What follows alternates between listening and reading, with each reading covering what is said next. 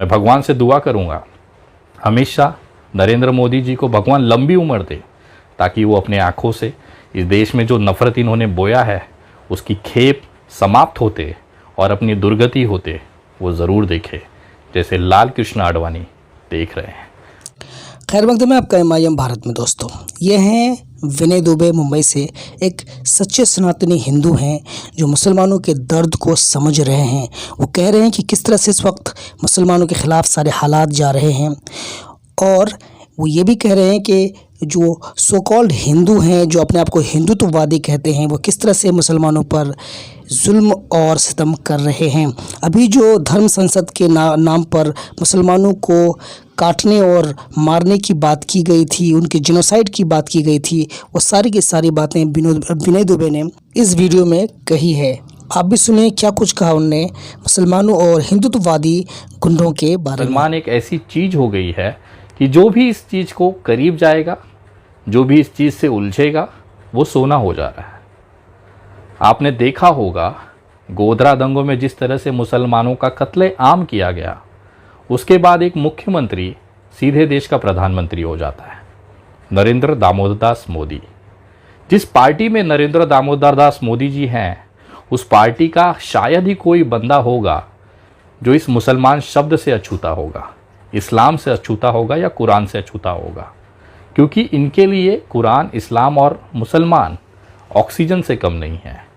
जिस तरह से हम ऑक्सीजन अंदर लेते हैं तो हम जिंदा रहते हैं, उसी तरह से देश में एक बड़ा तबका है जो बिना मुसलमानों के नाम लिए ज़िंदा रह ही नहीं सकता। और ये कौम इतनी सब्र और बरकत देती है कि एक रोड छाप गुंडा भी लोगों का हीरो बन जाता है।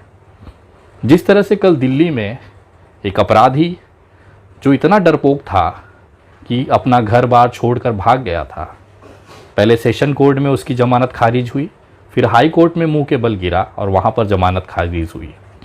ये बंदे को लोगों ने कंधे पर बैठाकर पुलिस स्टेशन पहुँचाया। इतनी खूबसूरत तस्वीर भारत में हो ही नहीं सकती। लेकिन पता है वो आदमी को आखिर जेल क्यों जाना पड़ा? उसके पीछे भी एक शब्द था, मुसलमान। वहाँ पे जो नारे लगे थे वो किसके लिए लगे थे? मुसलमान। आज देश में एक बड़ा तबका मुसलमानों के नाम पर जिंदा है, उनकी भीख पे पल रहा है। अगर वो व्यक्ति मुसलमानों को गालियां ना दें, मुसलमानों को अपशब्द न कहें, तो शायद ही कोई कुत्ता, सड़क चलता हुआ खुजली वाला कुत्ता, इनको इज्जत दे। इन्होंने अपने लिए ज़िंदगी भर काम किया, लेकिन वो शोहरत, वो हैसियत हासिल न कर पाई। लेकिन जैसे ही उन्होंने मुसलमान शब्द का इस्तेमाल करना शुरू किया, वो आज हीरो बनकर घूम रहे हैं। बाकी सब तो छोड़ दीजिए, एक इंसान जो विदेशों में पढ़ाई किया, जो अच्छे संपन्न परिवार से है, इस्लाम ने उसे भी सन्यासी बनने पर मजबूर कर दिया। मैं बात कर रहा हूँ गाज़ियाबाद के उस दलाल, उस असामाजिक तत्व यति नरसिंहानंद सरस्वती की। ये व्यक्ति खुद कबूल कर रहा है कि केवल इस्लाम और मुसलमान के खातिर ये बंदा सन्यासी बन गया। सुनिए जरा। और सन्यासी भी मैं केवल इस्लाम के जिहाद से लड़ने के लिए बना हूं, वरना सन्यासी बनने का मेरा कोई उद्देश्य इस धरती पर नहीं था। ये तो ताकत है भारत में इस्लाम, कुरान और मुसलमानों की, कि जो भी व्यक्ति मुसलमानों को या तो गरिया दे या उनके साथ हो जाए, वो हीरा हो जाता है, सोना बन जाता है। जैसे पारस पत्थर होता है कि इस कौम को अगर आपने छू दिया तो आप हीरा बन जाओगे, सोना बन जाओगे। और यही शॉर्टकट आज पूरे देश में देखा जा रहा है। चूड़ी वाले के साथ मारपीट होना, चाहे कचरे वाले के साथ मारपीट होना, चाहे पानी पूरी वाले के साथ मारपीट होना, चाहे एक मसाला डोसा बनाने वाले दुकान पे एक छोटा सा कारीगर, सोचिए एक छोटा सा कारीगर जिसकी 150, 200, 400 रुपए की दिन की कमाई होती है, वो मुसलमान होने के नाते एक ग्रुप को लगातार मीडिया में चर्चा में बना देता है। ये तो ताकत है मुसलमान और इस्लाम की, कि एक अदना सा इस्लामिक मुसलमान व्यक्ति उन हिंदू नेताओं को चमका देता है जो अपनी पूरी ज़िंदगी अपना पिछवाड़ा रगड़ देते हैं, लेकिन गली के बाहर उनकी कोई औकात नहीं होती। लेकिन जैसे ही वो किसी मुसलमान को छू देते हैं, वो राष्ट्रीय चेहरा बन जाते हैं, हीरो बन जाते हैं। दिल्ली में जिस तरह से कल एक अपराधी को कंधे पे बिठा के घुमाया गया, वो कहीं ना कहीं उसके पीछे एक मुसलमान का ही हाथ है। वो मुसलमान का नाम लेता है, उनको गालियां देता है। आज वो सोना हो चुका है। आपको पता है उमर खालिद भाई जेल में क्यों हैं? क्योंकि वो मुसलमान है। ऐसे तमाम लोग आज जेलों में बंद हैं क्योंकि वो मुसलमान है। कहीं ना कहीं ये इस्लाम और मुसलमान की ताकत दिखाती है इस देश के अंदर, इस भारत के अंदर। उनकी सुंदरता और उनकी सब्र दिखाती है। कितना सब झेलने के बाद भी ये कौम कभी शिकायत नहीं करती है, क्योंकि इनके कुरान में लिखा है कि सब्र रखिए, ऊपर वाला फैसला करेगा।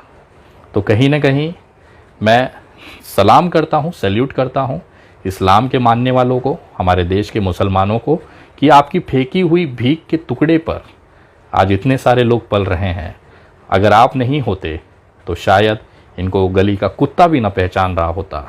एक अदना सा ठेले वाला, एक अदना सा पानी पूरी वाला भी कुछ लोगों को चमका कर हीरा बना देता है, सोना बना देता है। ये तो आप मुसलमानों की ताकत है। मैं सैल्यूट करता हूँ, मैं धन्यवाद करता हूँ कि आप हमारे देश में इसी तरह से ऐसे चमकाने के लिए, ऐसे सोने बनाने के लिए आप बने रहें। लेकिन ऊपर वाला आपके साथ हमेशा है।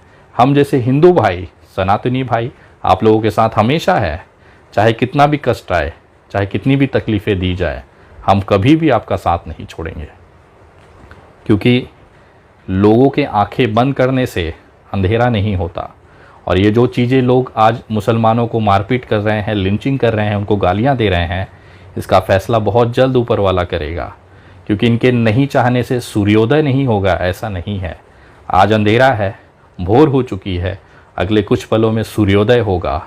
ये चाहे कितना भी अपना पिछवाड़ा रगड़ लें, ये भारत में सूर्योदय होने से नहीं रोक सकते। नरेंद्र मोदी जी आए और चले भी जाएंगे, बहुत सारे नेता भारतीय जनता पार्टी के आए और चले भी जाएंगे। ये देश चलता रहेगा, बिना नरेंद्र मोदी के भी चलता रहेगा, बिना योगी आदित्यनाथ के भी चलता रहेगा, बिना उद्धव ठाकरे के भी चलता रहेगा, बिना ममता बनर्जी के भी चलता रहेगा।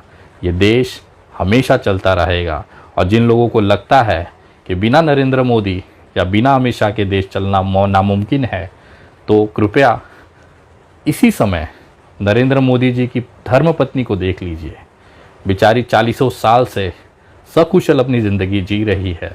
तो ऐसा भ्रम अगर ये पाल के बैठे हैं कि बिना मोदी के देश ना चलेगा, तो उनकी पत्नी को देखकर आप ज़रा सीखिए। ये समय है, बदलेगा ज़रूर। और इस्लाम, मुसलमान और कुरान को ख़त्म करने वाले कितने ही आए और चले गए। मैं धन्यवाद करता हूँ, सल्यूट करता हूँ मुसलमानों के उस सब्र को, जिन्होंने अपने इस्लाम में, अपने कुरान की उसकी नियमों को उन्होंने पाला है और अपने अंदर सब्र रखा है। ऊपर वाले पे यकीन रखिए, अल्लाह पर यकीन रखिए, प्रभु श्री राम पे यकीन रखिए, क्योंकि कण कण में ये बसते हैं और कभी भी गलत नहीं होने देंगे। इनकी लाठी में कभी भी आवाज़ नहीं होती। सबका फल यहीं पे मिलेगा। जिस तरह से बाबरी मस्जिद के शहीद करी गई, आज देखिए लाल कृष्ण आडवाणी की क्या हालत है। मैं भगवान से दुआ करूँगा हमेशा नरेंद्र मोदी जी को भगवान लंबी उम्र दे, ताकि वो अपने आँखों से इस देश में जो नफ़रत इन्होंने बोया है उसकी खेप समाप्त होते और अपनी दुर्गति होते वो ज़रूर देखे, जैसे लाल कृष्ण आडवाणी देख रहे हैं। भगवान आप लोगों को लंबी उम्र दे, शतायु बनाए, ये कामना मैं करता हूँ। तमाम मेरे इस्लामिक भाइयों को, मुसलमान भाइयों को विनय दुबे की तरफ से सैल्यूट है, सलाम है। जय हिंद, जय महाराष्ट्र।